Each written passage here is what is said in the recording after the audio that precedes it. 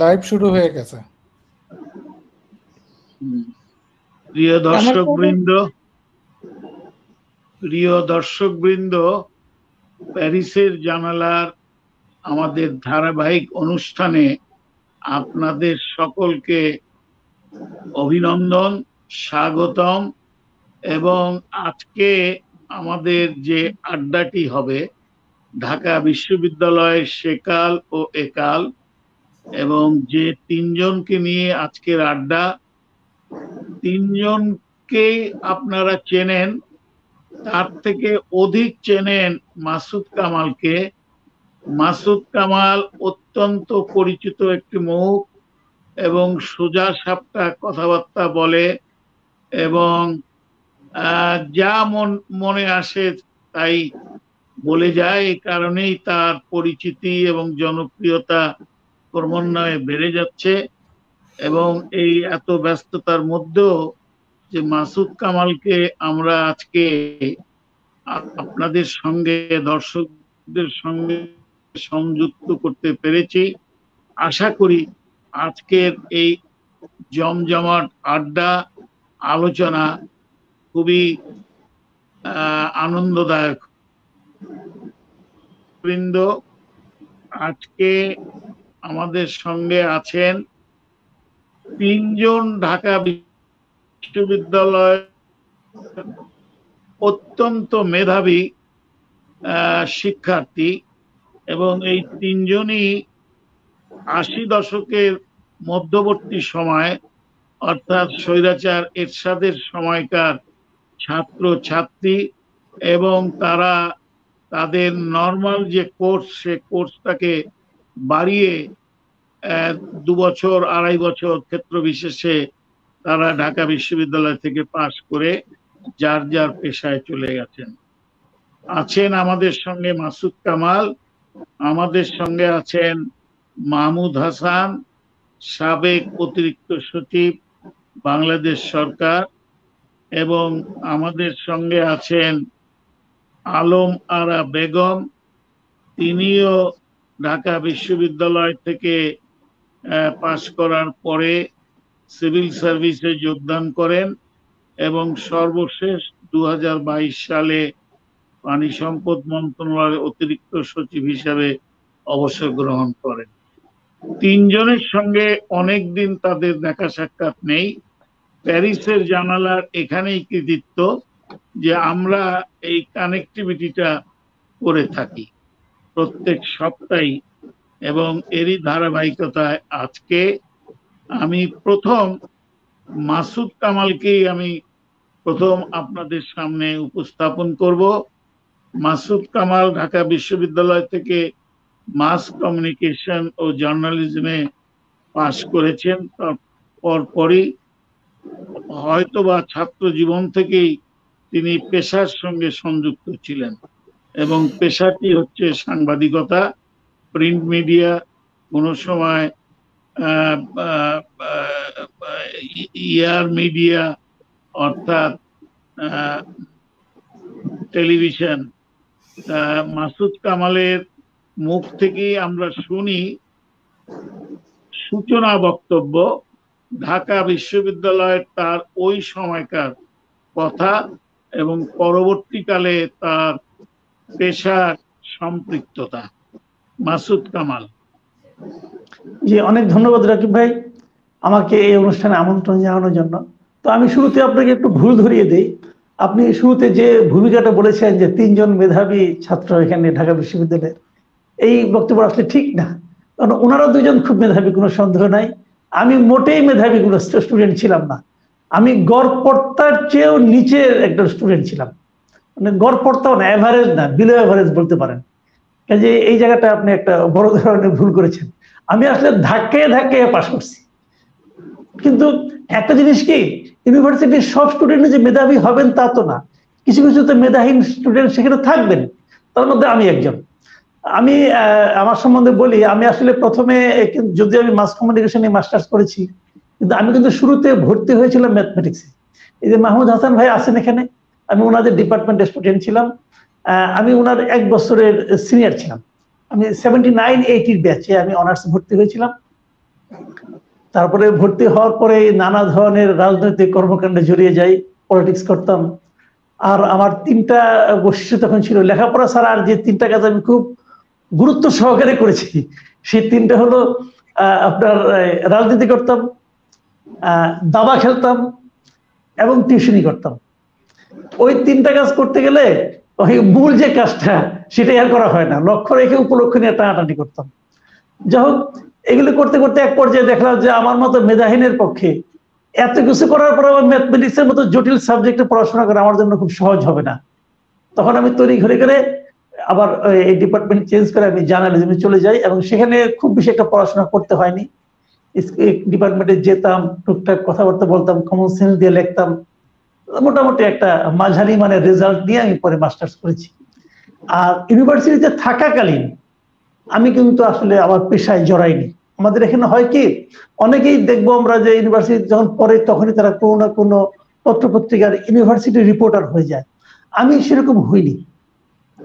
আমার ইউনিভার্সিটি থেকে পাশ করার পরপরই আমি সাংবাদিকতায় যুক্ত হয়েছি। মানে আমি পাশ করার পর অন্য কোনো পেশায় ছিলাম তা বলা যাবে না, আমি সাংবাদিকতায় করেছি। তারপর গত 35 বছর ধরে আমি এই কাজটাই করেছি, এবং সেটা করেছি সর্বশেষ মানে আপনার প্রাতিষ্ঠানিক ভাবে কোনো না কোনো প্রতিষ্ঠানের সঙ্গে আমি ছিলাম 2022-এর সেপ্টেম্বর পর্যন্ত। 2022-এর সেপ্টেম্বরের পর আমি আসলে ওই প্রাতিষ্ঠানিক চাকরি থেকে অবসর নিয়েছি। আমি মনে করছি যে এরপর আর বয়স অনেক হয়েছে, এখন আমার ছেড়ে দেওয়া উচিত। এখন আমি যেটা করি, আমি ফ্রিল্যান্সিং করি, বিভিন্ন পত্রপত্রিকায় লেখালেখি করি, বিভিন্ন টেলিভিশনে টক শোতে অংশ নেই। আমি মনে করি এটাও এক ধরনের সাংবাদিকতা। দেশের বাইরের বিভিন্ন পত্রপত্রিকায় লেখালেখি করি। তারপর আমি নিজে একটা ইউটিউব প্ল্যাটফর্ম করেছি, যেখানে আমি আমার মতো করে কোনো ধরনের বাধাহীন ভাবে যেটাকে ভালো মনে করি সেটাকে বলার স্বাধীনতাটা এখানে আমি উপভোগ করতে পারি।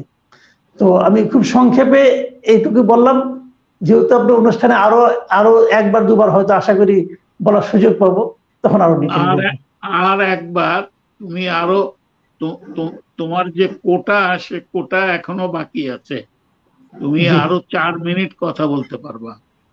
আচ্ছা, এখন না, আমি এই 4 মিনিট বলবো, ওনাদের দুজনকে দিলাম, ওনারা করুন, তারপরে আমাকে আবার একটু সময় বাড়াই দিন, তাহলেই হবে। এখন তো মানে প্রারম্ভিক বক্তব্য বেশি লম্বা করা যায় না, নিজের সম্পর্কে বলাটা সবচেয়ে লজ্জার ব্যাপার, তো যে বলা বড় কঠিন। তুমি সারা জীবনেই অত্যন্ত বিনয়ী, এবং এই যে তোমার হাসি, এটা দিয়েই তুমি কিন্তু অনেক অপ্রিয় সত্য বলে বেড়াচ্ছ কয়েক বছর যাবত। আমি তাহলে এখানে আরেকটা কথা বলি, এখানে আমি তাহলে যেহেতু সুযোগ আছে একটু বলি। এই যে আপনি বললেন না যে অপ্রিয় সত্য কথা, যেটা, এবং এটা ঠিক, আমি কিন্তু সরাসরি কথা বলি, যেটা বুঝি, যেটা উপলব্ধি করি সেটাই বলি। একটা জিনিস কি জানেন, খুব সাজাই গুজায় যারা বলতে যায়, মনে করেন খুব চিন্তা ভাবনা করে কি বললে ভালো হবে, কাকে বেজার করা যাবে, কাকে বেজার করা যাবে না, কিভাবে বললে মাঝপথে হাঁটা যাবে, এই ধরনের কথা বলার জন্য কিন্তু অত্যন্ত মেধার দরকার হয়, বুদ্ধির দরকার হয়। আমি তো আগেই বলেছি, আমি মোটেই মেধাবী লোক ছিলাম না, আমি মেধাহীন লোক। আমি চেষ্টা করে দেখেছি যে চিন্তা করে বলাটা খুব কঠিন, ওই অত কিছু মনে রাখা যায় না, কখন যে কি বলেছি মনে না। তার চেয়ে বড় আমি একটা সহজ পথ দিয়েছি। সহজ পথটা হলো, যখন আমার মনে যেটা আসে আমি সেটাই বলে ফেলি। আমাকে আপনি একটা প্রশ্ন করলেন, আমার যা তাৎক্ষণিকভাবে যেটা মনে হয় ওইটাই বলি। তার মানে আমি আসলে বুদ্ধি দিয়ে বলি না, কিন্তু আমি আমার হৃদয় দিয়ে বলি। আমি যেটা অনুভব করি আমি সেটাই বলি, যে কারণে এখানে কোনো ভান ভনিতা নাই। আমি যেটাকে ভালো মনে হলে ভালো বলি, খারাপ মনে হলে খারাপ বলি। আপনার সম্পর্কে আজকে ভালো বললাম, 2 দিন পরে আপনার সম্পর্কে কিন্তু আমি আবার খারাপ বলতে পারি। কেন বলতে পারি? যদি আমি আপনার একটা খারাপ কিছু দেখি, তখন কিন্তু আমি ভুলে যাই যে আগে আমি কি বলেছিলাম, যেহেতু আমার স্মরণ শক্তি খারাপ, মেধা নাই, অতএব আমি এভাবেই কথা বলি। আপনি যেটাকে গুণ বলছেন, ওটা আসলে আমার জন্য ওটা করা ছাড়া কোনো উপায় নাই, আমি আর কোনো পদ্ধতি ভালো জানি না। Thank you. ধন্যবাদ মাসুদ কামাল। এবার আমি প্রিয় দর্শক বৃন্দ, আপনাদেরকে আমি পরিচয় করে দিতে চাই ফরিদপুরের মেয়ে। ফরিদপুর থেকে স্কুল কলেজ পাশ করার পর ঢাকা বিশ্ববিদ্যালয়, এবং সেই ঢাকা বিশ্ববিদ্যালয় থেকে পাশ করে বাংলাদেশের সব থেকে আকর্ষণীয়, গুরুত্বপূর্ণ এবং ঈর্ষণীয় যে বিসিএস অ্যাডমিন ক্যাডার, সেখানে সে যোগদান করে এবং সর্বনিম্ন পদ থেকে চাকরি জীবন শুরু করে আস্তে আস্তে সে চলে আসে একেবারে শেষ পর্যায়ে অতিরিক্ত সচিব হিসেবে। এবং মাঝখানে মাসুদ কামাল যেরকম সাংবাদিকতা ছাড়তে পারেনি, তেমনি আলমারাও কিন্তু বাংলাদেশ ছাড়তে পারেনি। সে অত্যন্ত লোভনীয় সবার জন্য, আমেরিকান গ্রিন কার্ড পাওয়া সত্ত্বেও সে চলে এসছে এবং বর্তমানে অবসর গ্রহণ করার পর সে যে ঢাকা বিশ্ববিদ্যালয়ে 5 থেকে 6 বছর ঘুরেছে, বেরিয়েছে, অনেক স্মৃতি, সেই ক্যাম্পাসের কাছেই সে এখন বাস করে। তা আলমারা বেগম, তিনি ছাত্রী ছিলেন সমাজ বিজ্ঞান বিভাগের এবং তিনি অনেক গুরুত্বপূর্ণ সরকারি পদে ছিলেন। আমরা আলমার কাছ থেকেই শুনি তার সময়কার সেই সোনালী দিনগুলো। এবং আমাকে কে যেন বলল, এই আমরা এটা সার্কুলেট করার পরে, যে আলমারা নাকি এই কিছুটা অপেশাগতভাবে গান গাওয়ার এবং অন্যান্য সাংস্কৃতিক কর্মকাণ্ডের সঙ্গে তার একটা সম্পৃক্ততা আছে। তো যদি সেটা আমার শোনাটা যদি সত্য হয়, মাসুদ কামাল যেমন বলে সোজা সাপটা, আমিও শুনে বললাম তোমাকে, তাহলে শেষের দিকে তোমার একটা গান বা তুমি যেটা করতে চাও সেটা করবে। তবে আমরা আগে তোমার সোনালী দিনগুলো শুনি। আলমারা বেগম। অনেক ধন্যবাদ আমাকে ফ্লোর দেওয়ার জন্য। আমিও মাসুদ কামাল সাহেবের সঙ্গে কিছুটা দ্বিমত পোষণ করছি। সর্বপ্রথমে আমি বলতে চাই, আসলে কিন্তু মেধাবী না হলে ঢাকা বিশ্ববিদ্যালয়ে ভর্তি হওয়াটাই যায় না। এই দিক থেকে কিন্তু আপনি একটু ভুল বলেছেন। আর তারপরে যে ডিপার্টমেন্টে উতরিয়ে যাওয়া, এটা কিন্তু আসলে ঢাকা বিশ্ববিদ্যালয়ে শুনেছি যে ভর্তি হওয়া কঠিন, কিন্তু তারপরে কিন্তু ফেল করা আরো কঠিন। ডিপার্টমেন্টে পাস করতেই হবে। আপনি যেমন রাজনীতিতে জড়িয়ে গিয়েছিলেন, আমিও তেমনি বিশ্ববিদ্যালয়ে ঢোকার কিছুদিনের মধ্যেই সাংস্কৃতিক সংগঠনগুলোর সাথে জড়িয়ে গিয়েছিলাম। নাটক করতাম, আবৃত্তি করতাম, সাংস্কৃতিক ঢাকা বিশ্ববিদ্যালয়ের সাংস্কৃতিক দল, তারপরে শনন আবৃত্তি সংগঠন, ঢাকা পদাতিক নাট্য সংগঠন, এগুলোর সাথে আমি নাটক করেছি অনেক। শেষে এমন হয়েছিল কিছুদিনের মধ্যেই আমি আসলে আমাকে ক্লাসেই খুঁজে পাওয়া যেত না। তো ওই যেটা বললাম যে ফেল করা খুবই কঠিন, তারপরেও কি করে জানি ফেল করতে আর পারলাম না। পাশ করেই ঢাকা বিশ্ববিদ্যালয়ে পাশ করিয়েই ছাড়লো, ফেল করতে পারিনি। তো উতরে গিয়েছি। হ্যাঁ, ঠিকই শুনেছেন, আসলে সাংস্কৃতিক কর্মকাণ্ড আমাকে দীর্ঘদিন টেনেছিল, যার জন্য আমি কিন্তু বিসিএস দিয়ে চাকরি পাওয়াটা খুব জরুরি ছিল। সবার জন্যই নিজের পায়ে দাঁড়ানোটা খুব দরকার। চাকরি কেমন করে যেন হয়েও গেল, কিন্তু আমি একসময় ভেবেছিলাম যে চাকরি করলে তো আমাকে ঢাকার বাইরে চলে যেতে হবে, তখন তো আমি আর নাটক করতে পারবো না, কালচারাল অ্যাক্টিভিটিজ এর সাথে থাকতে পারবো না, তাহলে আর কি করব, চাকরিতে জয়েনই করবো না। তারপরে আমি, অনেকে আমাকে এটাও বললো যে এইটা বোকামি তোমার করা ঠিক হবে না, তোমাকে চাকরিতে জয়েন করো, দেখো আস্তে আস্তে কোনো না কোনো উপায় খুঁজে পাবা। তো সেইভাবে আর উপায় খুঁজে পাওয়া হয়নি। কোনো মতে কি বলে দুধের স্বাদ ঘোলে মেটানোর মতো নিজের ডিপার্টমেন্টের অনুষ্ঠানাদি নিজের মতো করে কিছু করার চেষ্টা করেছি। এই হলো আমাদের অভিজ্ঞতা। তবে আমাদের সময়টা আমি মনে করি আমরা এরশাদ সাহেবের অনেক দোষ দিই, গালমন্দ করি আর যাই করি, এরশাদ বিরোধী আন্দোলনে সবাই বোধহয় সকল প্ল্যাটফর্ম ভুলে এক হয়ে গিয়েছিলাম। আমি তো কোনো রাজনৈতিক সংগঠনের সাথে জড়িত ছিলাম না, কিন্তু যখনই কোনো এরশাদ বিরোধী আন্দোলন হতো, তখন যে দলেরই হোক না কেন, বিশেষ করে সম্মিলিত সাংস্কৃতিক দল এলে মিছিল করলে ঢুকে যেতাম মিছিলে। তো সেই মিছিলে স্লোগান দেওয়ার মধ্যে একটা ভীষণ রকম আনন্দ ছিল, খুবই আনন্দ ছিল। একটা রক্তের মধ্যে একটা টকবগে একটা অনুভূতি কাজ করত।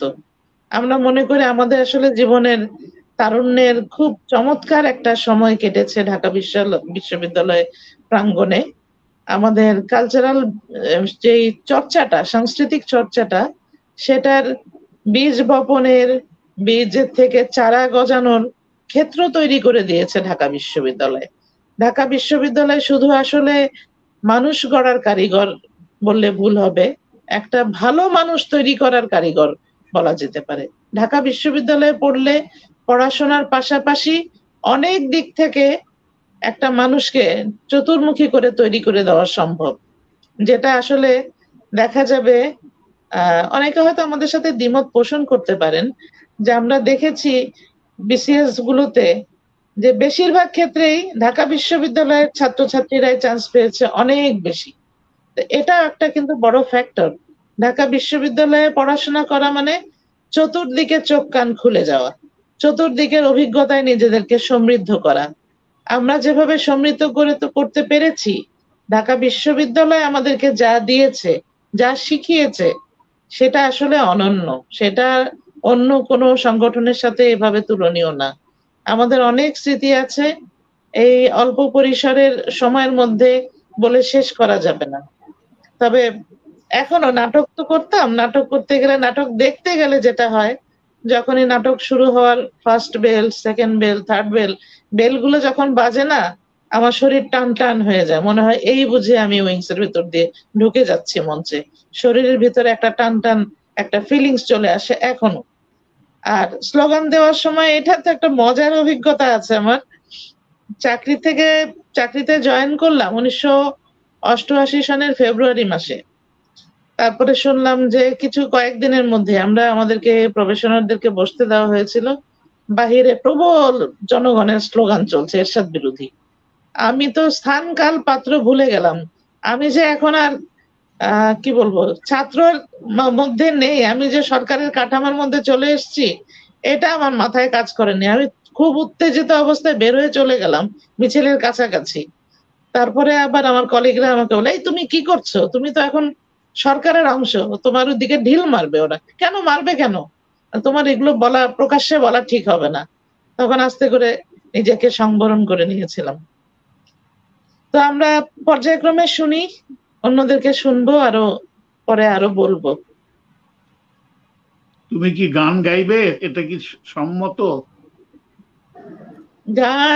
গানের তো গলা এখন নেই, কয়েক লাইন আবৃত্তি করতে পারি। আচ্ছা, ঠিক আছে, তুমি যেটাতে স্বাচ্ছন্দ্য বোধ করো সেটাই তুমি গাইবে।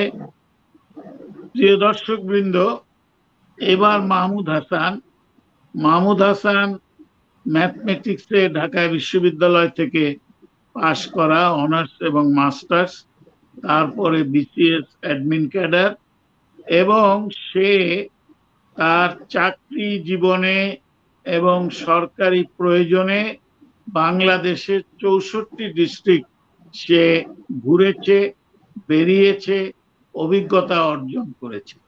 এবং তার এই যে অভিজ্ঞতা, এই অভিজ্ঞতার আলোকে নিশ্চয়ই সে আমাদের জন্য কিছু রেখে গেছে। অর্থাৎ আমি বলতে চাচ্ছি কোনো বই, স্মৃতিকথা। তাই আমি প্রথমেই মাহমুদ হাসানকে বলবো তার সময়কার যে স্বর্ণযুগ, প্রত্যেকেরই ওই সময়টা স্বর্ণযুগ ছিল, এবং ওই সময়কার তার স্মৃতিচারণ যদি সে আমাদের সঙ্গে শেয়ার করে, তাহলে আমরা জানতে পারবো তাদের সময় এবং আমাদের সময়। এবং একটি কথা না বললেই নয়, প্রত্যেকেরই সেকাল থাকে এবং একালও থাকে। এখানে যে তিনজন আমার আজকের অতিথি, এই তিনজনের যে শিক্ষা জীবন, তার অনেক আগে আমি ঢাকা বিশ্ববিদ্যালয়ে পড়েছি, সেই 60 দশকের প্রথম দিকে। অর্থাৎ 1958 সালে ম্যাট্রিক পাস করার পরে ঢাকায় আসা এবং তারপরে ঢাকা বিশ্ববিদ্যালয়। প্রিয় দর্শক বিন্দু, শুনুন আপনারা মাহমুদ হোসেনের কাছ থেকে তার কথা। মাহমুদ। আন্তরিক ধন্যবাদ জানাচ্ছি আমাকে কথা বলার সুযোগ দেওয়ার জন্য। তো ঢাকা বিশ্ববিদ্যালয়ের সাথে আমাদের এখন আত্মা এবং আবেগের সম্পর্ক, কিন্তু ঢাকা বিশ্ববিদ্যালয়ে ভর্তি হওয়া আমার জীবনে একটি আকস্মিক ঘটনা। আমি বেসিক্যালি সায়েন্সে পড়াশোনা করেছি এবং আমি ঢাকা কলেজের ছাত্র ছিলাম। তো আমাদের সময়ে যারা ঢাকা কলেজে সায়েন্সে পড়তো তারা বুয়েট অথবা মেডিকেল এই দুইটার বাইরে কল্পনা করতে পারতো না। তাকে জিজ্ঞেস করলে কোথায় পড়বে, হয় ইঞ্জিনিয়ারিং করবে না হলে মেডিকেল কলেজে পড়বে, এটা সুযোগ না হলে ঢাকা বিশ্ববিদ্যালয়। তো ঢাকা কলেজে পড়তে গিয়ে দেখলাম সবাই এরকম বলছে ক্লাসের মধ্যে। আমার একজন শিক্ষক ছিলেন, ওনাকে জাতীয় শিক্ষক বলা যেতে পারে, অধ্যাপক আব্দুল্লাহ হুসাইন স্যার। উনি একবার বললেন যে দেখলাম যে শেষের দিকে বলে তোমরা সবাই যে ডাক্তার ইঞ্জিনিয়ার হবে, তোমাদের ছেলে মেয়েদের পড়াবে কে? তো কেউ তো শিক্ষক হতে চাইলে না। এটা আমাকে একটু টাচ করলো। আমি ভাবলাম যে আমাকে জিজ্ঞেস করলে বলবো যে আমি শিক্ষক হতে চাই এবং আমি বিশ্ববিদ্যালয়ে পড়বো, কিন্তু আমার লজ্জার কারণে আমি কথা বলতে দ্বিধান্বিত ছিলাম, যার ফলে এটা আমি সেখানে প্রকাশ করতে পারিনি। কিন্তু আমি অন্তরে লালন করেছিলাম যে আমি অন্তত পক্ষে ইঞ্জিনিয়ারিং লাইনে পড়তে যাব না, আমি ঢাকা বিশ্ববিদ্যালয়ে পড়বো। এবং ঢাকা বিশ্ববিদ্যালয়ে আমি ভর্তি পরীক্ষা দিয়েছিলাম দুটি ডিপার্টমেন্টে। আমি ওই মধ্যম মানেরই ছাত্র ছিলাম, কিন্তু কিভাবে যেন একটা বিভাগে আমি ফার্স্ট হয়ে গেলাম অ্যাডমিশন টেস্টে। 1100 শিক্ষার্থী ভর্তি পরীক্ষা দিয়েছিল, 1140 জন, এর মধ্যে আমি ফার্স্ট হয়ে গেলাম। আরেকটা ডিপার্টমেন্টে থার্ড হলাম। ফার্স্ট হলাম হলো পরিসংখ্যান বিভাগে, আর গণিত বিভাগে আমি থার্ড হলাম। যার ফলে প্রথমে আমি পরিসংখ্যানে ভর্তি হই, কিন্তু সেখানে যে পড়াশোনা অত বেশি ভালো লাগে না, পরে আমি গণিতে পড়াশোনা করেছি। এবং সিভিল সার্ভিসে আসা সেটিও আমার জন্য একটি আকস্মিক। আমি জানতাম না যে বিসিএস পরীক্ষা দিয়ে প্রশাসন ক্যাডারে যাওয়া যায়, ম্যাজিস্ট্রেট বা ডিসি হওয়া যায়। বিসিএস পরীক্ষা কি এটা আমি জানতাম না, কারণ আমার কাছে লক্ষ্য ছিল শিক্ষক হওয়া। এবং ঢাকা কলেজের স্যাররা প্রাইভেট পড়াতেন, অনেক আর্থিক সমাগম, আমি সেভাবেই লক্ষ্য ছিল। আমার এক বন্ধু, সিনিয়র বন্ধু, উনি লোক প্রশাসনে পড়েন। তো উনি একদিন আমাকে আসলেন যে মাহমুদ চলো আমরা বিসিএস পরীক্ষা দিই। তো বলেন যে বিসিএস পরীক্ষা এটা কি? বলে যে এইটা দিলে তো ম্যাজিস্ট্রেট হওয়া যায়। তার মানে আমি কি হতে পারবো? বলে না তুমি ডিসি হবে, আমি এসপি হবো। তার মানে এটা কি এত সহজ? বলে হ্যাঁ, এভাবেই আমার বিসিএস পরীক্ষা দেওয়া। এবং পরবর্তীতে আল্লাহর রহমতে আমি কিন্তু ডিসি হয়েছি। আমার যে বন্ধু বলেছিলেন উনি এসপিও হয়েছেন, উনি এডিশনাল আইজিপি হিসেবে রিটায়ার করেছেন, আর আমি অতিরিক্ত সচিব পর্যন্ত গিয়েছি। তবে আমাদের ভিত্তিভূমি রচিত হয়েছে কিন্তু ঢাকা বিশ্ববিদ্যালয়ে। এবং যেটি আমার সহকর্মী, শ্রদ্ধেয় সহকর্মী আলমারা বেগম বলেছেন, ওই ঢাকা বিশ্ববিদ্যালয়, আমি তখন ছাত্র রাজনীতি করতাম না, কারণ সায়েন্সে আমরা যারা পড়ি বা ওই সময় যে ক্রেজ ছিল, ভালো ছাত্ররা কিন্তু রাজনীতি করতো না, বিশেষ করে সায়েন্সের যারা। আমাদের রাজনীতি করার সুযোগ ছিল না, কিন্তু রাজনৈতিক বিষয়ে আমাদের মতামত ছিল। এবং 83 14ই ফেব্রুয়ারি কিন্তু আমিও ঘটনাচক্রে অ্যারেস্ট হয়েছিলাম এবং পুলিশের নির্যাতনের শিকার হয়েছিলাম। সেখানকার একটি কথা আমার মনে দাগ কেটেছে। পুলিশ কর্মকর্তারা ছাত্রছাত্রীদের নির্যাতন করছেন, আর তার মধ্যে একজন পুলিশ কর্মকর্তা বললেন যে তোমরা ইউনিভার্সিটিতে পরে কেন মিছিল করতে আসছো, পুলিশের দিকে ইট মারতে আসছো? তোমরা ভালো লেখাপড়া করবে যাতে পুলিশ তোমাকে স্যালিউট দেয়। এটি আমার মনে লেগেছিল। আমি পরবর্তীতে ওই পদে কিন্তু যেতে পেরেছি, এবং আমাদের চাকরির কারণে কেউ আমাকে স্যালিউট দেখ সেটি আমি কামনা করি না, কিন্তু আমার চাকরি জীবনে কিন্তু পুলিশের স্যালিউট অনেকবার পেয়েছি। এটা এনজয়েবল না হলেও আমাদের চাকরি জীবনে এটাকে আমরা সম্মানের বিষয় হিসেবে মনে করি। এবং সবকিছু কিন্তু আমাদের এই যে শিক্ষা এবং এই যে যেটি মাসুদ কামাল ভাই যেটি বলেছেন যে উনি সোজা সাপটা কথা বলেন, আমিও তো গণিতের মানুষ, আমি বলি যে সত্যের কোনো খণ্ডিত রূপ নাই। আমাদের অনেক সময় বলে যে এই কর্মকর্তাটি সৎ, আর আমরা অনেক সময় বলি যে উনি রিজনেবলি অনেস্ট। আসলে রিজনেবলি অনেস্ট বলে কিছু নেই, হয় সৎ নইলে হয় সত্য, রিজনেবলি অনেস্ট বলে কিছু নেই। আমি এটা ধারণ করার চেষ্টা করেছি আমার চাকরি জীবনে, এবং আমার সুযোগ হয়েছে। আমি বাংলাদেশ বলতে আমি মনে করি ঢাকা জেলা, মানে আমার গ্রেটার ঢাকা জেলাতে পারি। আর আজকের এই সুযোগটি হলো যে আমি বলি যে আমরা যারা ঢাকা বিশ্ববিদ্যালয়ে যখনই পড়েছি আমরা সকলেই অদৃশ্য আত্মীয়তার বন্ধনে আবদ্ধ। আজকের এই আলোচনার মাধ্যমে কিন্তু আমাদের আত্মীয়তা দৃশ্যমান হলো। দেখলাম যে আমার বড় ছেলের প্রথম জন্মদিন পালিত হয়েছিল ফরিদপুরে। আজকে আমার যে শ্রদ্ধেয় সহকর্মী আলমারা, আবার ওনার বাড়ি আবার ফরিদপুর জেলায়। তো সেদিক থেকে উনি আরেক ধরনের আত্মীয়। আবার রকিবউদ্দিন স্যার, উনি তো ঢাকা বিশ্ববিদ্যালয়ে আমাদের বড় ভাই, আমাদের জন্মের আগে উনি ঢাকা বিশ্ববিদ্যালয়ে পড়েছেন। আবার উনিও বৃহত্তর ঢাকা জেলার বাসিন্দা, বৃহত্তর ফরিদপুর জেলার বাসিন্দা। আর মাসুদ কামাল রায় যে উনি যে আমার বিভাগে ভর্তি হয়েছিলেন সেটাও কিন্তু আমি জানতাম না, আমি ওনার একজন ভক্ত হিসেবে দেখি। পরে দেখি যে উনি আবার আমার গণিত বিভাগের ছাত্র ছিলেন, সেই হিসাবে আমি মনে করি যে ওনারাও আমাদের আত্মীয়তা, আমাদের এই আত্মীয়তাকে দৃশ্যমান করার জন্য যে উদ্যোগ নিয়েছেন সেই জন্য আমি আন্তরিক ধন্যবাদ জানাচ্ছি। এবং আমাদের সময় আমার মনে হয় আমি ঢাকা বিশ্ববিদ্যালয়ে যেটা দেখেছি, আমার মনে আমার দেখায় ভুল হতে পারে, কিন্তু এখনকার শিক্ষার্থীরা তাদের সাথে আমার যোগাযোগ রয়েছে, তাদের স্বপ্নের মধ্যে আমার মনে হয় একটু দারিদ্র রয়েছে। আমি বলি যে আমাদের কাছে দুই ধরনের দারিদ্র, একটা হলো চিত্তের দারিদ্র আর একটা হলো বৃত্তের দারিদ্র। আমি দেখেছি যে ঢাকা বিশ্ববিদ্যালয়ে অনেক ছাত্রছাত্রীর সাথে আমার ইন্টারাকশন হয়েছে, কিন্তু আমরা দেখেছি তারা যেন একটু দিক ভ্রষ্ট, তাদের বোধ হয় আমরা সঠিক পথ দেখাতে পারছি না। আর আমরা নেগেটিভ খবরগুলো দেখি, এটা মাসুদ কামাল ভাই নিশ্চয়ই স্বীকার করবেন যে প্রতি বছর এই যে বিশ্ব র্যাঙ্কিং এর কথা বলা হয় যে ঢাকা বিশ্ববিদ্যালয় এতগুলি দেশের মধ্যে নাই। আজকে আমি এখানে আসার আগে আমি কথা বলছিলাম যে ঢাকা বিশ্ববিদ্যালয় র্যাঙ্কিং এ থাকে না আমাদের বিশ্ববিদ্যালয়, আমরাও দেখেছি তখন, হয়তো আপনাদের সময় আরো বেশি ছিল, যে তখনও কিন্তু প্রায় শখানেক বিদেশি শিক্ষার্থী ঢাকা বিশ্ববিদ্যালয়ে পড়তো। আজকে আমি এই আলোচনা আসার আগে ঢাকা বিশ্ববিদ্যালয়ে আমার ছোট ভাইকে ফোন করলাম, তুমি বলো তো এখন ঢাকা বিশ্ববিদ্যালয়ে কতজন বিদেশি ছাত্রছাত্রী পড়াশোনা করে? তো বলে যে ভাই বোধ হয় 50 জনের কম হবে। আমাকে এখনো সে সঠিক তথ্য দিতে পারেনি। তা আমরা সেই ধরনের মেধাকে আকর্ষণ করতে হবে, এবং ওই গণিত সাংবাদিকতা শিক্ষার পাশাপাশি যেটা আলমারা আপা বলেছেন যে আমাদেরকে মানুষ হওয়ার শিক্ষাটিও দিতে হবে। আমরা শুধু জিপিএ 5 ফার্স্ট ক্লাস ফার্স্ট হলেই হবে না, মানুষের মতো মানুষ হতে হবে, এবং আমরা যেন আমাদের জীবদ্দশায় ইম্প্যাক্টফুল কিছু করে যেতে পারি।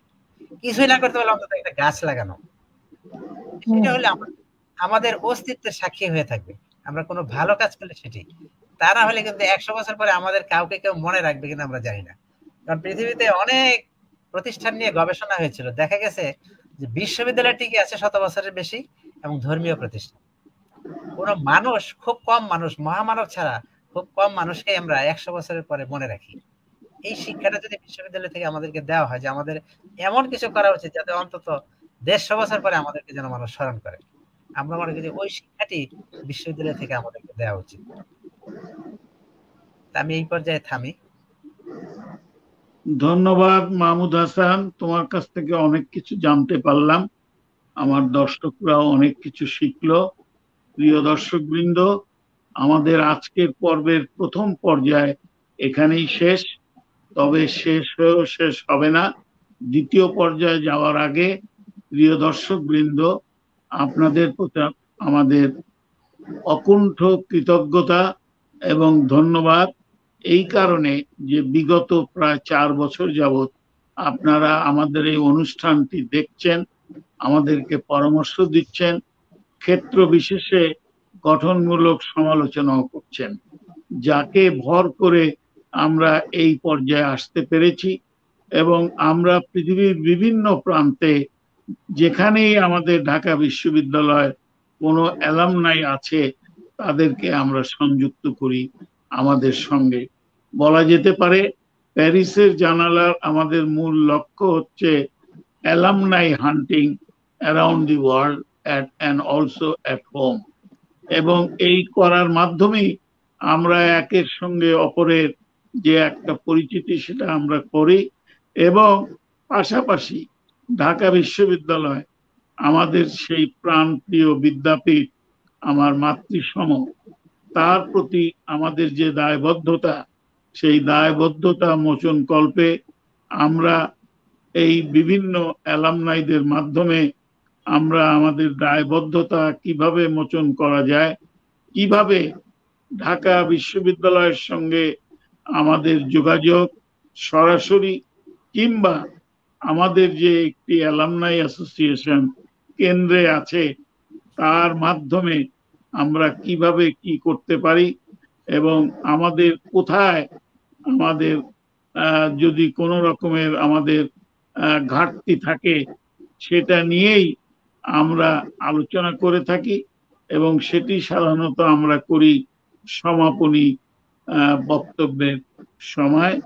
তবে তার আগে আমি আপনাদেরকে জানাতে চাই যে 30 তারিখ অর্থাৎ আগামী রোববার ঠিক এই সময় আমাদের যে পর্বটি হবে, সেই পর্বে তেহরান থেকে রেডিও ইরানের গাজী আব্দুর রশিদ তুলি আমাদের সঙ্গে যোগদান করবেন এবং পাশাপাশি ডক্টর মোহাম্মদ আলিউর রহমান ঢাকায় গ্রিন ইউনিভার্সিটির অ্যাসোসিয়েট প্রফেসর এবং চেয়ারপারসন, এবং তিনি ঢাকা বিশ্ববিদ্যালয়ের ডিপার্টমেন্ট অফ জার্নালিজম থেকে অর্থাৎ মাসুদ কামালের বিভাগ থেকে পাশ করা, এবং আমেরিকা থেকে আমাদের সঙ্গে যোগদান করবেন মুফাসসিল ইসলাম, ঢাকা বিশ্ববিদ্যালয়ের আইন বিভাগ থেকে পাশ করে দীর্ঘদিন যাবৎ তিনি আমেরিকা, ইউরোপ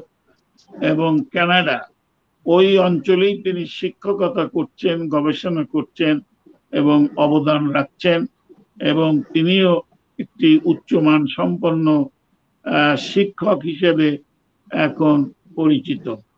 প্রিয় দর্শক বৃন্দ, আবার আমরা আপনাদের প্রিয় মাসুদ কামালের কাছে আবার আসলাম। মাসুদ কামাল সমাপনী বক্তব্যে কি বলেন ঢাকা বিশ্ববিদ্যালয় ও আমরা? অনেক ধন্যবাদ আপনাকে রকিব ভাই। একটা জিনিস হলো কি, আমরা তো মোটামুটি প্রারম্ভিক আলোচনা সবার কাছ থেকে পেলাম। এই অনুষ্ঠানটার যে জিনিসটা আমি খেয়াল করেছি সেটা হলো যে আমরা আগের সঙ্গে বর্তমানের এক ধরনের তুলনা কিন্তু করা হয় এই অনুষ্ঠানে। আমি দুই একটা অনুষ্ঠান দেখেছি, তো সেই জায়গাতে আমার কিছু হতাশার কথা আমি বলি। যেমন ধরেন, এই যে মাহমুদ হাসান ভাই বললেন যে এখানে বিভিন্ন জেলা থেকে বিভিন্ন লোক, বিভিন্ন ধর্মের বিভিন্ন গোত্রের লোকজন এখানে এসেছেন, এসে পড়াশোনা করেছেন। মানে বিষয়টা এমন যে ঢাকা বিশ্ববিদ্যালয়ের জন্য আরেকটা বাংলাদেশ। বাংলাদেশে যেরকম আমরা সব জায়গার লোকজনকে দেখি, এরকম সব জায়গায় আছে। ভিন্ন ভিন্ন মতের লোক একসঙ্গে এসেছে, এবং ভিন্ন ভিন্ন মতের মাধ্যমে যে একটা একাত্ম, সেটাই কিন্তু একটা বিশ্ববিদ্যালয়ের সবচেয়ে বড় বৈশিষ্ট্য। এটা ডিপার্টমেন্টের দিক দিয়েও দেখেন, বিভিন্ন রকম ডিপার্টমেন্ট আছে, কিন্তু সব মিলিয়ে কিন্তু একটা বিশ্ববিদ্যালয়। তো সেই জিনিসটা কিন্তু আমরা তখন দেখেছি। যেমন আমরা দেখেছি যে কলা ভবনের করিডোরে মুখোমুখি দুটো মিছিল যাচ্ছে, এবং দুটো মিছিল মুখোমুখি যাচ্ছে, এবং দুটো পরস্পর বিপরীতমুখী স্লোগান হচ্ছে। তারপরেও কিন্তু সেই মিছিল দুটো যেতে কোনো সমস্যা হচ্ছে না। যেমন একটা মিছিল মুখোমুখি হচ্ছে, একটা মিছিলের লোকজন একটু একদিকে সরে যাচ্ছে, তার মুখোমুখি আরেকটা মিছিল কিন্তু বেরিয়ে যাচ্ছে। এই দৃশ্য কিন্তু আমরা দেখেছি, আমি নিজেও সেরকম অনেক মিছিল করেছি। কিন্তু এখন সেই সহাবস্থানটা যেন নাই।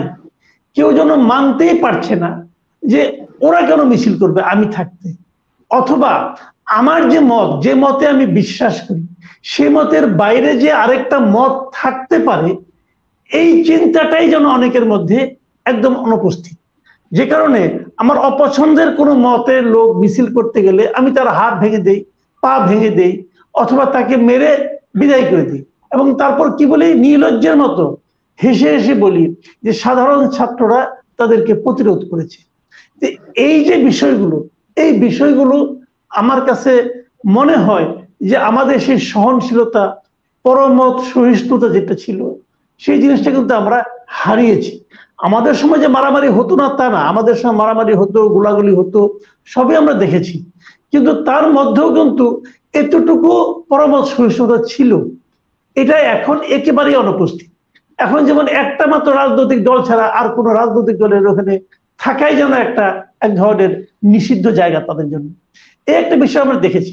আরেকটা বিষয় দেখেছি যেটা নাকি বর্তমানের সঙ্গে তুলনা করলে আমি বলতে চাই আর কি, যে আগে শিক্ষকদের মধ্যে তখনও রাজনীতি ছিল, শিক্ষকদের মধ্যে এখনো রাজনীতি আছে, কিন্তু তখনকার শিক্ষকদের সেই রাজনীতির সঙ্গে এখনকার রাজনীতি আমি মেলাতে পারি না।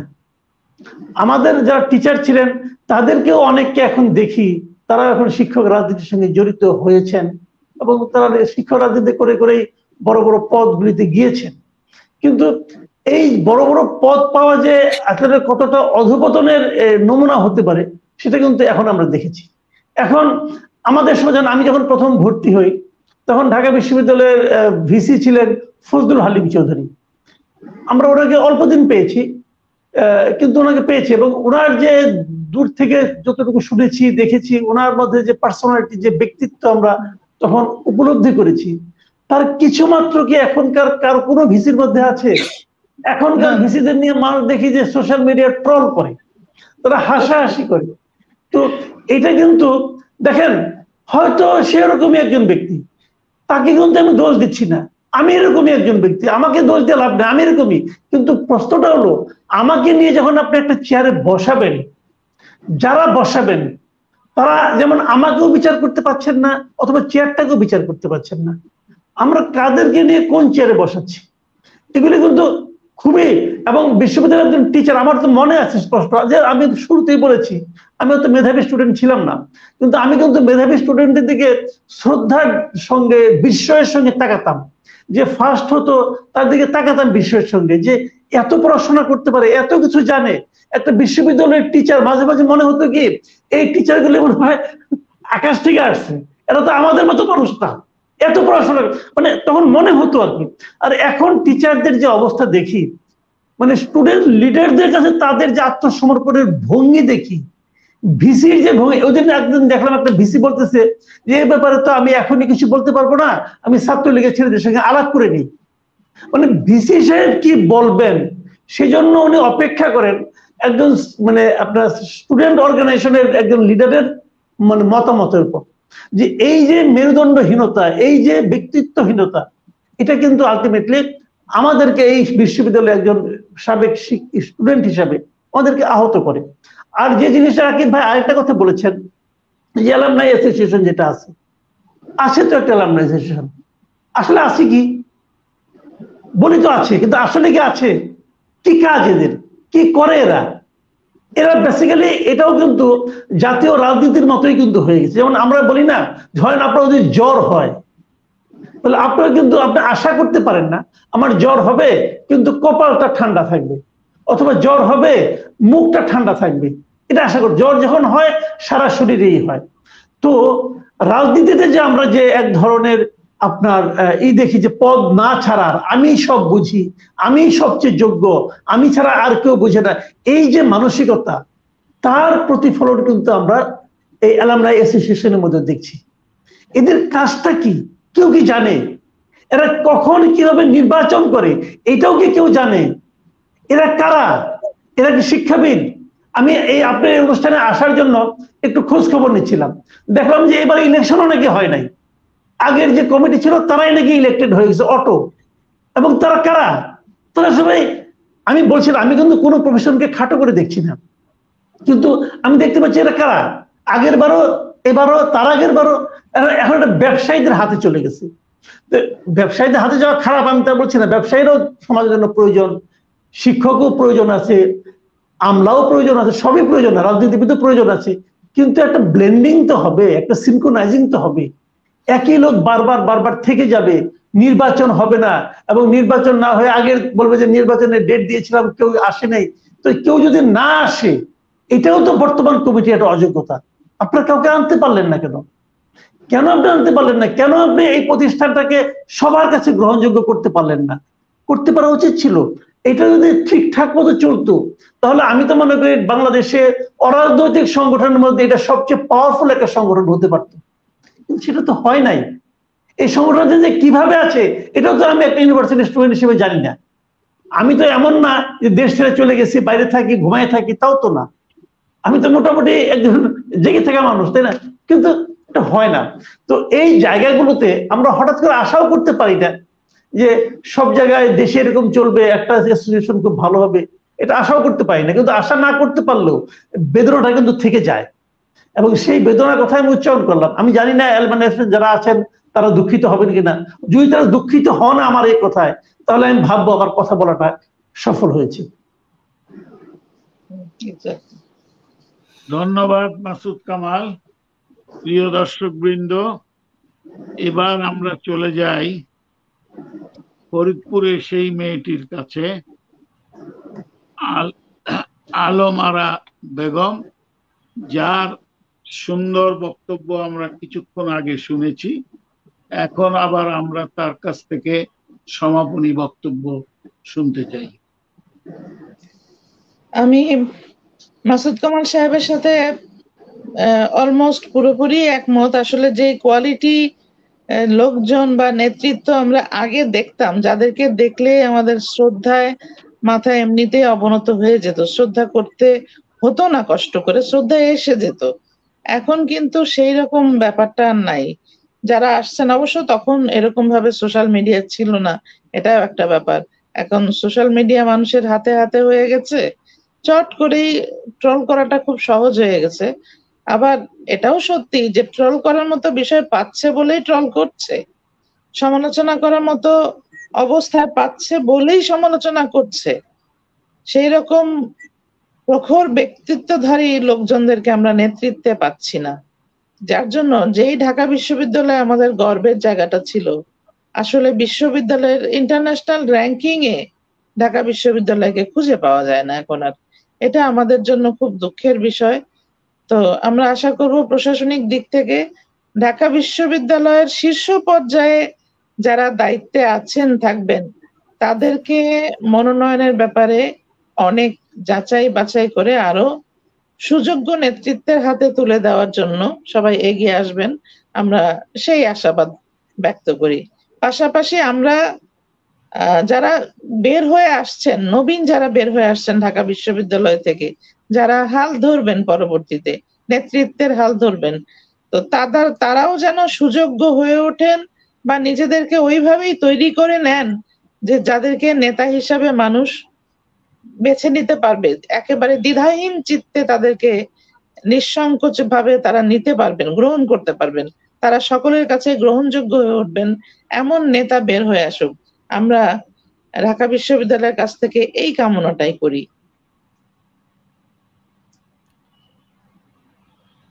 তোমার শেষ?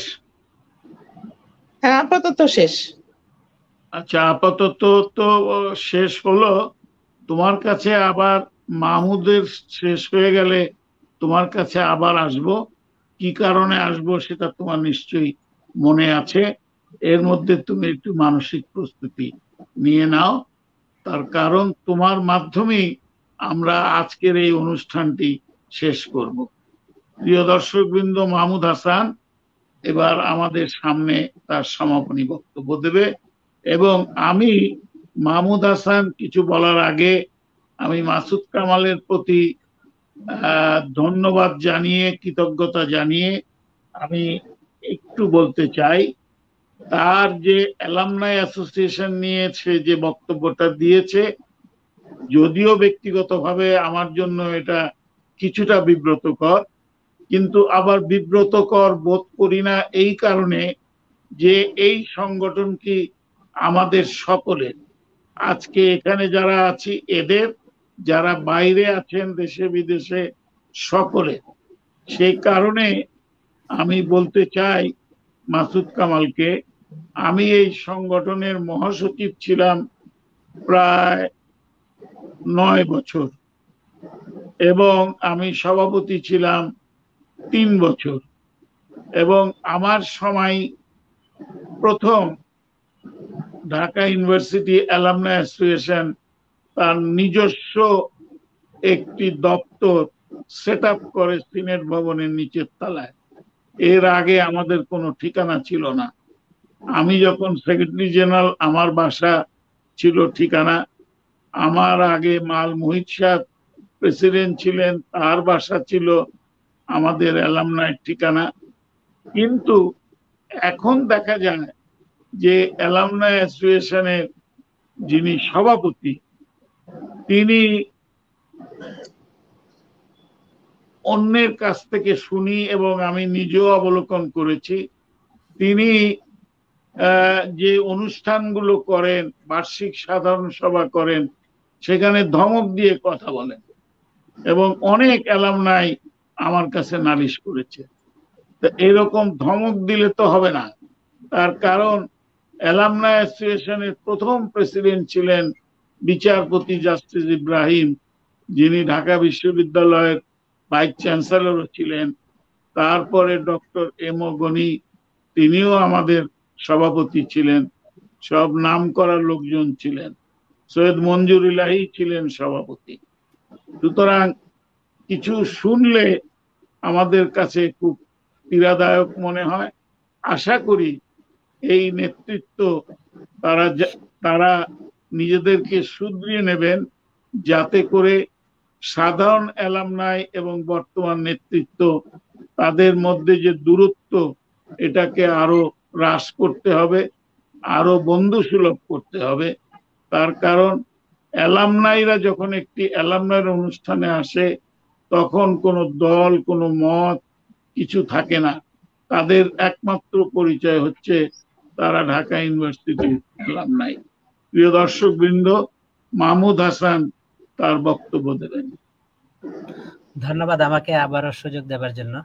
আমার দুইজন শ্রদ্ধেয় সহ আলোচক যেটি বলেছেন সেটি আমি অন্তরে ধারণ করেছি, এবং আমাদের কবি এবং সাংবাদিক ওনারা হলে আমাদের মনের কথা ধারণ করে ওনাদের মতো করে বলেন, এবং সেখানে আমাদের কথার প্রতিধ্বনি দেখতে পেলে আমাদের আর বলার দরকার পড়ে না।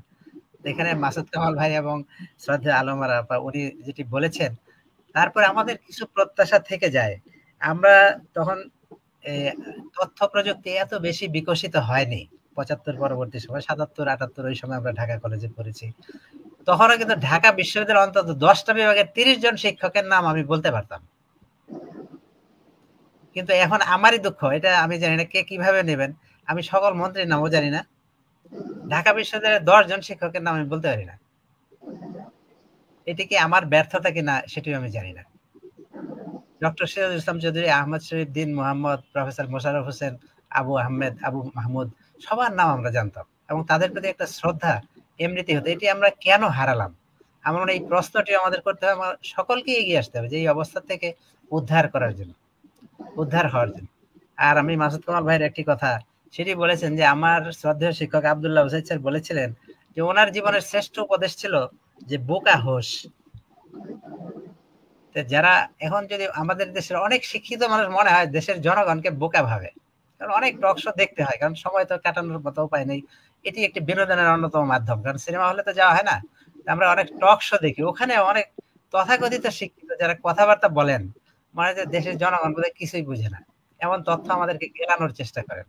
এবং তারা আমাদের সবচেয়ে দুঃখ হয় যখন দেখি যে তাদের ব্যাকগ্রাউন্ড হলো ঢাকা বিশ্ববিদ্যালয়, তখন কষ্ট লাগে, কারণ ঢাকা বিশ্ববিদ্যালয়ের কোনো একটা গৌরবোজ্জ্বল বিষয় আমাদেরকে গৌরবান্বিত করে। আবার ঢাকা বিশ্ববিদ্যালয় কোনো কারণে যদি অপমানিত হয় সেটি মনে করি যে আমারই অপমান, এবং সেখান থেকে উত্তরণের জন্য আমাদেরকে এগিয়ে আসতে হবে। আমি জানি না যে অ্যালামনাই অ্যাসোসিয়েশন মিটিং, বার্ষিক সম্মেলন এগুলি ছাড়া যারা বিশ্ববিদ্যালয়ে খুব ভালো ফলাফল করেছে বা দরিদ্র এবং মেধাবী তাদের জন্য দৃশ্যমান এবং প্রাতিষ্ঠানিক কিছু করেছে কিনা স্থায়ী, এখনো আমার কিন্তু এরকম চোখে পড়েনি। তবে অন্যকে দোষারোপ করবো না, এই ধরনের যদি কোনো উদ্যোগ হয় তাহলে আমি কিন্তু এতে এগিয়ে আসবো আমার ক্ষুদ্র সামর্থ্য দিয়ে। এবং আমার মনে হয় আমাদের অনেক প্রাক্তন অ্যালামনাই আছে যারা এই সকল কাজে ঢাকা বিশ্ববিদ্যালয় অ্যালামনাই অ্যাসোসিয়েশনকে সহযোগিতা করতে এগিয়ে আসবেন, তবে তাদের ভাবমূর্তিটা যেন উজ্জ্বল হয়। এই ব্যাপারে আমি বলবো যে ভাবমূর্তি এবং এই যে চরিত্র হননের কথা অনেক সময় বলা হয়, তা আমাদের এই ঢাকা বিশ্ববিদ্যালয়ের একজন খুব সিনিয়র, উনি খুব নামকরা সাংবাদিক ছিলেন, 28 না 29 বছর বয়সে উনি একটি ইংরেজি সাপ্তাহিকের সম্পাদক হয়েছিলেন, এনায়েতুল্লাহ খান। উনি অত্যন্ত মেধাবী শিক্ষার্থীও ছিলেন ঢাকা বিশ্ববিদ্যালয়ে। তো তাকে একবার প্রশ্ন করা হয়েছিল যে তাকে নিয়ে নানান কিছু ট্রল করা হতো বিভিন্ন পত্রপত্রিকা, তখন তার অন্য কোনো মাধ্যম নেই। তো তাকে একজন সাংবাদিক প্রশ্ন করলেন যে আচ্ছা, আপনাকে যে চরিত্র হনন করে এত কিছু বলা হয়, আপনি প্রটেস্ট করেন না কেন? তো তিনি একটি জবাব দিয়েছিলেন যে যার চরিত্র আছে তারই চরিত্র হনন করা যায়। জাস্ট এই একটি বাক্য দিয়ে উত্তর দিয়েছিলেন। তা আমার মনে হয় যে আমাদের ভাবমূর্তি তৈরি করতে হবে, তাইলে আমাদের ভাবমূর্তি ক্ষুণ্ণ করা যাবে না। এবং সেটির জন্য আমাদের যা করা প্রয়োজন, আমাদের যারা সিনিয়র তাদেরকে এগিয়ে আসতে হবে, শুধু সিনিয়রদের মানে আমাদেরকেও এগিয়ে আসতে হবে, ইনক্লুডিং মি। এবং আমাদের ঢাকা বিশ্ববিদ্যালয়ের আমি জানি না যে ঋত গৌরব বলবো না, আরো গৌরব তৈরি করতে হবে। গৌরব ঋত হয়েছে কিনা এটি নিয়ে হয়তো বিতর্ক হতে পারে, কিন্তু আমি মনে করি যে এখনো গৌরব করার মতো এখন আর কিছু দেখি না। আমরা শুধু বলি ওই 71 69 এটা হয়েছে, 83 পর্যন্ত বলি, তারপরে নতুন করে কিন্তু বলার মতো আর কিছু দেখি না। এটা আমাদের কষ্টের জায়গা।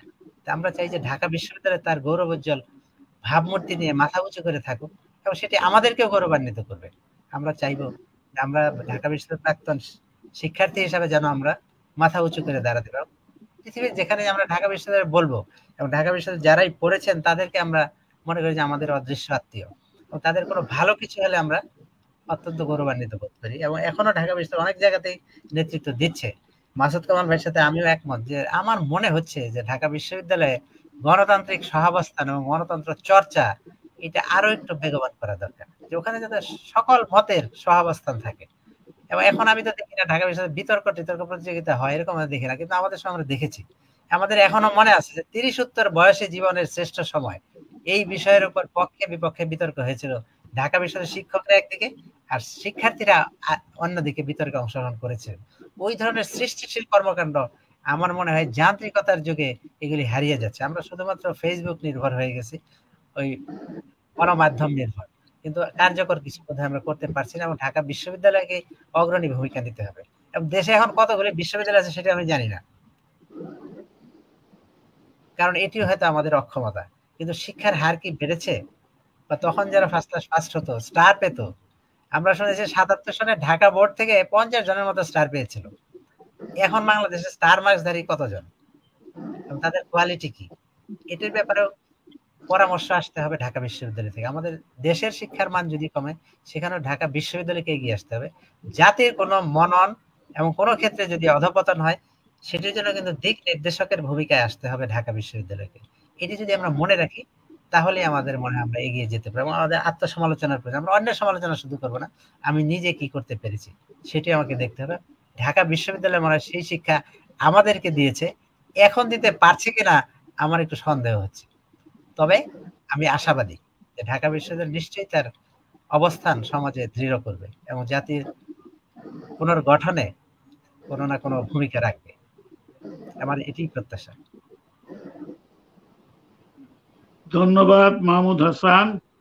প্রিয় দর্শক বৃন্দ, আমরা আলমারা বেগমের কাছে যাওয়ার আগে অবশ্যই এই যে আমার 3 জন অতিথি এবং আমরা ঢাকা বিশ্ববিদ্যালয়ের সাবেক শিক্ষার্থী, আমরা সমবেতভাবে ধন্যবাদ এবং কৃতজ্ঞতা জানাতে চাই আমাদের এই অনুষ্ঠানটি প্যারিস থেকে যিনি প্রচারিত করছেন এবং তার গবেষণার মাধ্যমেই এই অনুষ্ঠানটি পরিচালিত হচ্ছে, সেই জুবায়েরের কাছে। সেই জুবায়েরের অক্লান্ত প্রচেষ্টাই অনুষ্ঠানটি অব্যাহতভাবে চলছে, তাকে ধন্যবাদ জানিয়ে, এবং আলমারা বেগম আজকের অনুষ্ঠানের যে সমাপনী টানবেন, তার কাছে আমি আবার আমার এই অনুষ্ঠানের শেষ ভাগ অর্পণ করলাম। ধন্যবাদ জানাচ্ছি জনাব রকিবউদ্দিন সাহেবকে। আজকে আমি কবিতা পড়ছি রবীন্দ্রনাথ ঠাকুরের কত অজানারে জানাই। এটা আমি নিবেদন করছি আজকের এই অনুষ্ঠানের প্রতি, অনুষ্ঠানের দর্শকদের প্রতি এবং ঢাকা বিশ্ববিদ্যালয়ের প্রতি। কবিতার যে বক্তব্য মর্মার্থ সেটা মিলে যায় আজকে আমাদের অনুষ্ঠানের সাথে। কত অজানারে জানাইলে তুমি, কত ঘরে দিলে ঠাঁই, দূরকে করিলে নিকট, বন্ধু পরকে করিলে ভাই। পুরনো আবাস ছেড়ে যাই যবে, মনে ভেবে মরি কি জানি কি হবে। নূতনের মাঝে তুমি পুরাতন, সে কথা যে ভুলে যাই। দূরকে করিলে নিকট বন্ধু, পরকে করিলে ভাই। জীবনে মরণে নিখিল ভুবনে, যখনই যেখানে লবে, চিরজনমের পরিচিত ওহে, তুমিই চেনাবে সবে। তোমারে জানিলে নাহি কেহ পর, নাহি কোনো মানা, নাহি কোনো ডর। সবারে মিলায়ে তুমি জাগিতেছ, দেখা যেন সদা পাই। দূরকে করিলে নিকট বন্ধু, পরকে করিলে ভাই। সবাইকে ধন্যবাদ। ধন্যবাদ আলমারা বেগম। আমাদের হাতে আরো 5 মিনিট সময় আছে। মাসুদ কামাল কিংবা মাহমুদ হাসান, তোমরা 2 মিনিট করে কিছু বলতে পারো। মাসুদ কামালকে তো পাওয়া খুব দুষ্কর, তার কাছ থেকে শুনি 2 মিনিট। না, আমি আর নতুন করে কিছু বলতে চাই না। আমি আসলে মানে অনেক হয়েছেন, অনেক আলোচনা হয়েছে সবাই মিলে।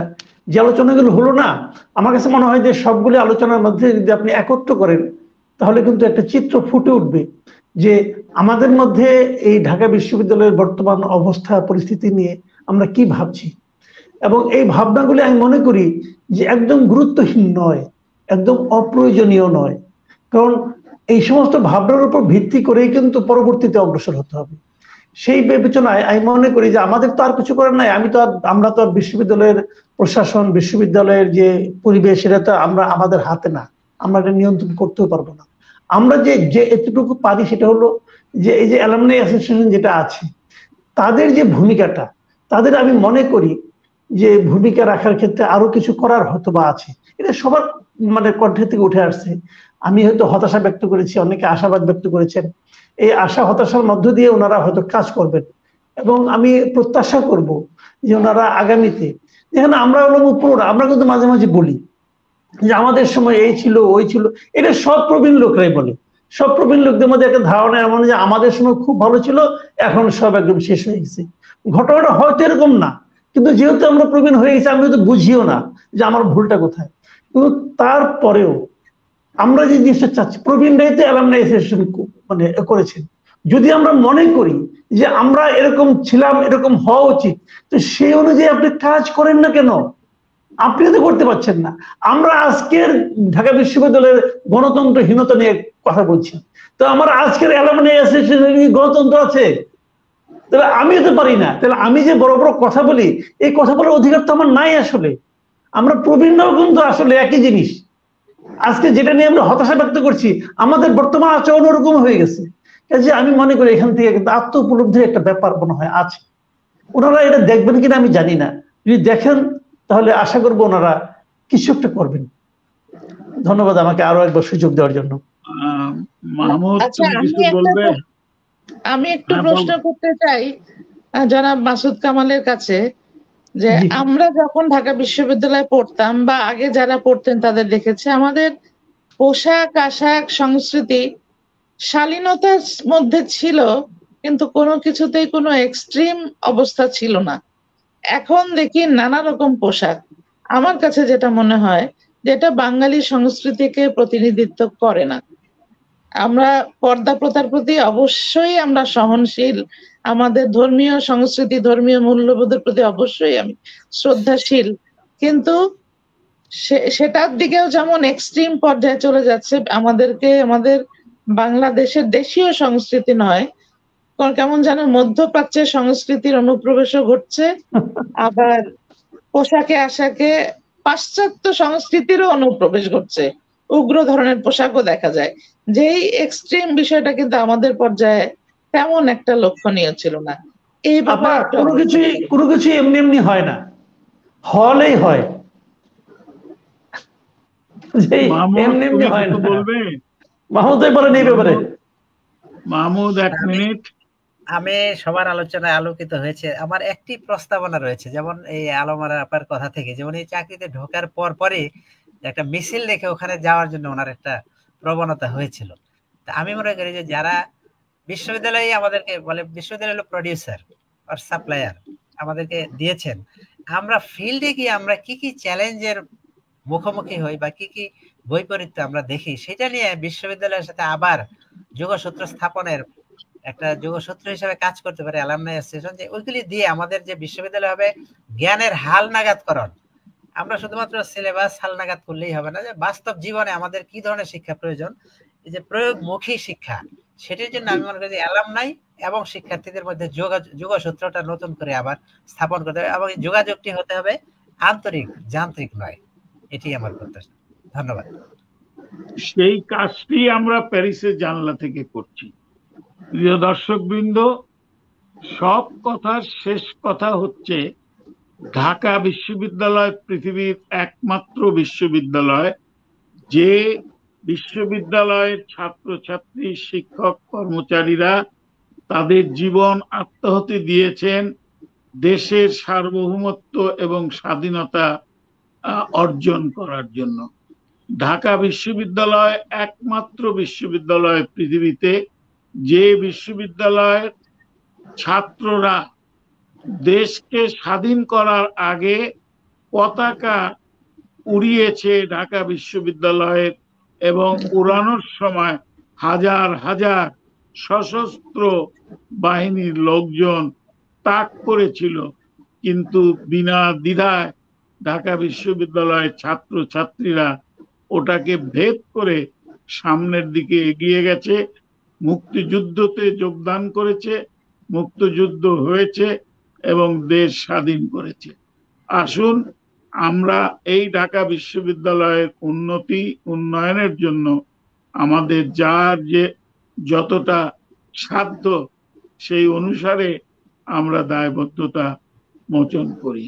প্রিয় দর্শকবৃন্দ, আপনাদেরকে ধন্যবাদ এবং আমার আজকের এই 3 সম্মানিত অতিথি যথাক্রমে মাসুদ কামাল, মাহমুদ হাসান ও আলম আরা বেগমকে আবার ধন্যবাদ জানিয়ে, এই কারণে যে তাদের কাছ থেকে আমি আজকে অনেক কিছু জানলাম এবং শিখলাম, যেটাকে পাথেয় করে আমি আগামী অনুষ্ঠানগুলোতে আবার আপনাদের সঙ্গে শেয়ার করব।